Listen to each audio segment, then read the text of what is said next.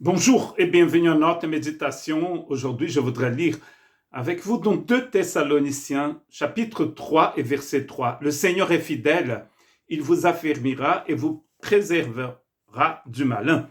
Nous sommes en train de méditer sur la fidélité de Dieu. Le mot pistos, utilisé ici pour fidèle, il veut dire loyal, fidèle, juste.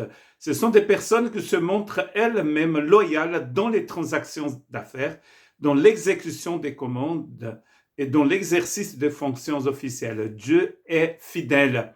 Il reste fidèle dans les transactions d'affaires qu'il a avec vous. Et ici, Paul est en train de dire aux chrétiens de Thessalonique que le Seigneur est fidèle pour les affermir et les préserver du malin. Lisons quelques versets avant le début du chapitre 3 pour essayer d'aller un peu plus loin dans ce que Paul est en train de dire ici. Au reste, frères, priez pour nous afin que la parole du Seigneur se répande et soit glorifiée comme elle est chez vous. Et afin que nous soyons délivrés des hommes méchants et pervers, car tous n'ont pas la foi. Tous n'ont pas la foi. L'Église allait être persécutée. Paul va écrire plus tard à des chrétiens qui vont passer par des difficultés, par des situations très difficiles, parce que tout le monde n'a pas la foi. Mais Dieu nous protège, il dit ici. Ce qui est très intéressant, c'est qu'il a eu quand même des martyrs. Et il y en a toujours. Et il y en aura toujours. La protection de Dieu est beaucoup plus grande qu'une protection physique.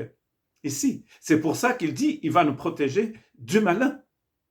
Il va nous délivrer du malin. Le Seigneur est fidèle, il dit au verset 3, il vous affermira et vous préservera du malin.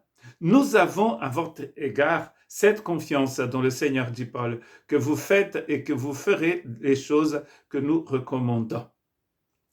Il est en train d'exhorter cette église. Je vous rappelle que Thessaloniciens parle du retour du Christ. Paul va encourager les chrétiens de Thessalonique à persévérer.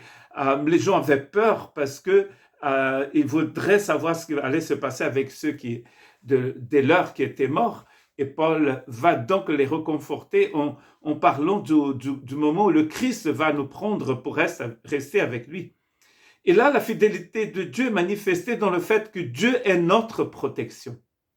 Dans Éphésiens chapitre 6, c'est écrit que nous n'avons pas à lutter contre la chair et contre le sang, mais contre les forces du mal dans les lieux célestes. Et là, nous faisons confiance à la fidélité du Seigneur. Et nous n'oublions pas cette parole qui nous dit « Plus fort est celui qui est en vous que celui qui est dans le monde ».